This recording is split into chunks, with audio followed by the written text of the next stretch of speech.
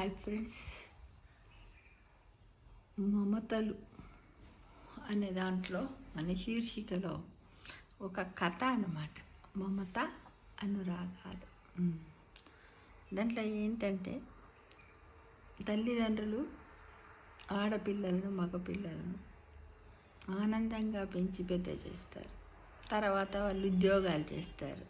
చేసి వాళ్ళ డబ్బు ఏమన్నా ఉంటే వాళ్ళ నాన్నగారి అకౌంట్లో వేసుకుని తర్వాత ఆ క్రెడిట్ కార్డులను కానీ చెక్ బుక్లు పాస్బుక్లను వాడుకుంటూ ఉంటారు. Bank accounts.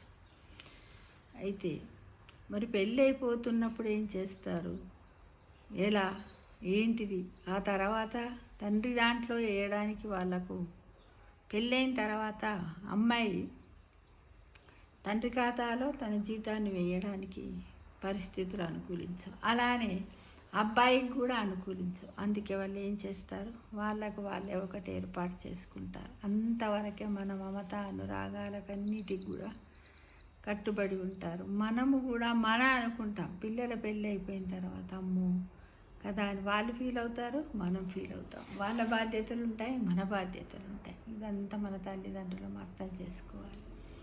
అయితే అలాంటిదే ఒకటి జరిగింది. ఏంటంటే అమ్మాయికి పెళ్ళి జరిగిపోయింది, అప్పగింతలు జరుగుతాయి. జరిగిన తర్వాత అందరికీ తెలుసు, పెళ్లి తంత అయిపోయిన తర్వాత అప్పగింతలు చెప్తారు. ఏంటంటే అబ్బాయి తరఫున ఉన్న కుటుంబంలో ఉన్న వాళ్ళందరికీ, పెద్దవాళ్ళకు, అత్తామామలకు, వాళ్ళ బావలు, అక్క చెల్లెళ్ళకు అందరికి కూడా అప్పగింతలు ఇస్తాయి. ఏంటంటే ఇది మన హిందూ సాంప్రదాయం ప్రకారం మేము మా అమ్మాయిని మీకు ఇచ్చినాము, మీరు జాగ్రత్తగా చూసుకోండి. ఇక నుంచి మా పిల్లలు ఏమన్నా తప్పొప్పులు చేసినా, మంచి చెడులు చేసిన బాధ్యత అంతా మీదే అనే ఉద్దేశంగా వాళ్ళు ఏం చేస్తారు, అప్పగింతలు చేస్తారు ఫ్రెండ్స్. చేసి మనం వాళ్ళ చేతిలో పెట్టేస్తాం. బాధ్యత అంతా మీదే అని ఆ విధంగా చెప్తారనమాట. అమ్మాయి వాళ్ళే అబ్బాయి వాళ్ళకి అప్పచెప్తారు. అట్లానే మన ఇంటికి వచ్చే కోడలి బాధ్యతలను కూడా మనకు అప్పచెప్తూ ఉంటారు. ఈ విధంగా మన హిందూ సాంప్రదాయంలో, హిందూ వివాహ చట్టం లోపల ఇది ఒక అనంతంగా చాలా కాలం నుంచి వస్తున్నటువంటి సాంప్రదాయ పరిస్థితి ఇది.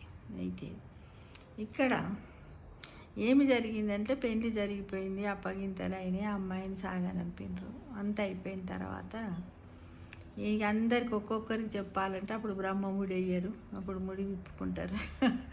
పెళ్లి కూతురేమో తన తరఫు వాళ్ళ దగ్గరికి పోయి, అందరి దగ్గరికి పోయి కగువలిచ్చుకొని పోతున్నా అని చెప్తూ ఉంటుంది, ఏడుస్తూ ఉంటుంది. ఎందుకు ఇవన్నీ చేయడము, తను ఎటు పోతుంది, అరణ్యంలోకి అయితే పోవట్లే కదా, సుఖంగా సంసారం చేసుకొని సంతోషంగా ఉండడానికే కదా ఈ శుభముహూర్తాలన్నింటిని చూసి పెళ్లి చేసి పంపిస్తాం. కానీ ఏంటి అంటే తన ఇక నుంచి తనకు ఒక బాధ్యత అనేది ఉంది. ఏంటంటే పుట్టినింటి నుంచి మెట్టినింటికి పోతుంది. పుట్టినింటి గౌరవాన్ని కాపాడింది ఇన్ని రోజులు. ఎందుకంటే చదువుకుంది, విద్యాబుద్ధులన్నీ నేర్చుకుంది, తల్లిదండ్రులు చెప్పినవన్నీ, తల్లిదండ్రుల దగ్గర సాంప్రదాయాలు ఉంది, సొసైటీ వాల్యూస్, ప్రతి ఒక్కటి అన్ని సంస్కారాలు నేర్చుకుంది. కానీ ఇప్పుడు తను 26 ఏళ్ళు పెంచి పెద్ద చేసి తనకు రక్తాన్ని ప్రసాదించి తనే జీవితం అనుకొని పెంచిన తల్లిదండ్రులను వదిలిపోతూ ఉన్నప్పుడు చాలా బాధ అనిపిస్తుంది అమ్మాయిలకు, ఎవ్వరికైనా.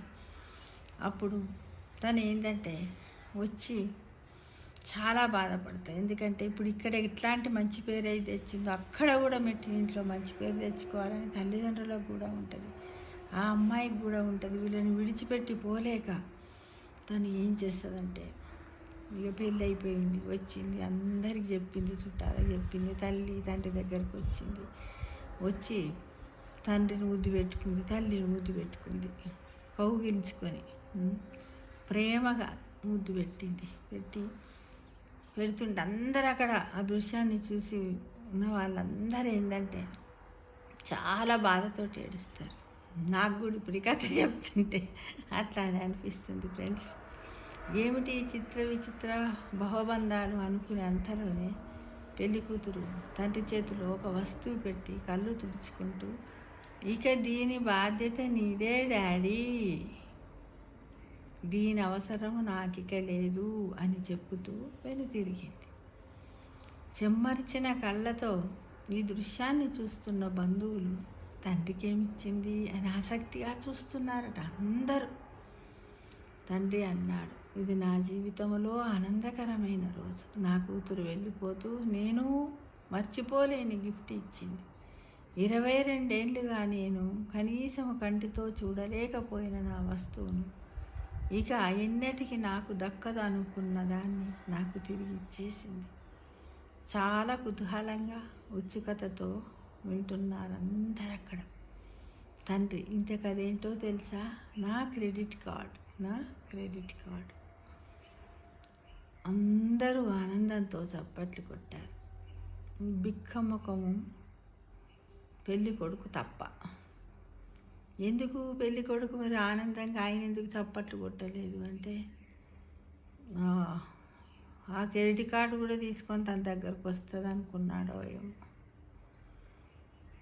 కానీ నెక్స్ట్ క్రెడిట్ కార్డు పెళ్ళి కొడుకుదే కాబట్టి అంతే కదా.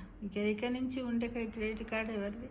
పెళ్ళి కొడుకుదే. కానీ ఈ రోజుల్లో అమ్మాయిలు ఉన్నారు, కొంతవరకు అబ్బాయిలు అమ్మాయిలు తల్లిదండ్రుల పేరు మీద డబ్బు ఉంచినట్టయితే నష్టం ఏంటిది? ఏమీ లేదు.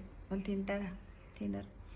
ఒకవేళ ఆర్థిక పరిస్థితులు లేని వాళ్ళు ఉంటే అవసరాలకు వాడుకుంటారు తప్ప వాళ్ళు అది చేయరు. కానీ ఎక్కడెక్కడో ఉంటూ ఎంతో డబ్బు సంపాదిస్తూ తల్లిదండ్రులను చూడకుండా ఉన్నవాళ్ళు కొంతమంది ఉన్నారు. తల్లిదండ్రులకు బాధ అవుతుందని కూడా కొద్దిమంది ఇల్లు కొని ఆ ప్రాపర్టీలో తల్లిదండ్రులను సంతోషంగా ఉంచిన వాళ్ళు కొద్దిమంది ఉన్నారు. మంచి మంచి హాస్టళ్ళల్లో కూడా ఉంచి పెంచిన వాళ్ళు ఉన్నారు కదా. అంటే ఈ అనుబంధాలు ఏంటి? మనస్సుంటే మార్గం ఉండకపోదు. అంటే ఎవరేం చేసినా సరే మన తల్లిదండ్రులకంటూ మన మనస్సులో వాళ్ళ మీద ప్రేమకు ఒక మార్గాన్ని మనం ఉంచుకుంటూ రోజు ఒక నిమిషం మన తల్లిదండ్రుల గురించి ఆలోచించాలి. వాళ్ళు పోయిన తర్వాత నువ్వెన్ని చేస్తాననుకున్నా వాళ్ళు నీకు దొరకరు. ఉన్నప్పుడే సంతోషంగా ఉంచండి. మీరందరూ కూడా దాన్ని చూసుకుంటూ సంతోషంగా ఉండాలని నేను కోరుకుంటున్నాను. ఇది కేవలం ఒక మమతలు అనే ఎపిసోడ్లో ఒకటో భాగం అనుకోండి. ఏంటిది? మమతలు. ఈ విధంగా మమతానురాగాలు తల్లిదండ్రుల మీద ఎల్లప్పుడూ ఉంచితేనే భగవంతుడు మనకు ఇహ పరలోకంలో కూడా సుఖ సంతోషాలు, భవిష్యత్తులో మన పిల్లలకు మనకంతా కూడా మంచి జరుగుతుంది ఫ్రెండ్స్. కాబట్టి మనమందరం కూడా ఏంటంటే తల్లిదండ్రులు పిల్లలు ఎంత లోపం చేసినప్పటికి కూడా ఏం చేస్తారంటే ఎక్స్క్యూజ్ చేసుకుంటూనే పోతారు. నా పిల్లలు చెడ్డవాళ్ళని ఏ తల్లిదండ్రులు ఎవ్వరికీ చెప్పరు. వాళ్ళను ప్రేమతో అభినందిస్తూనే ఉంటారు. కానీ వాళ్ళ గురించి చెడుగా చెప్పే తల్లిదండ్రులు ఎవ్వరూ ఉండరు. కాబట్టి మీరు తల్లిదండ్రులను దైవాలుగా భావించండి. వాళ్ళకు చక్కటి మనశ్శాంతిని ఇవ్వాలని కోరుకుంటూ థ్యాంక్ యూ.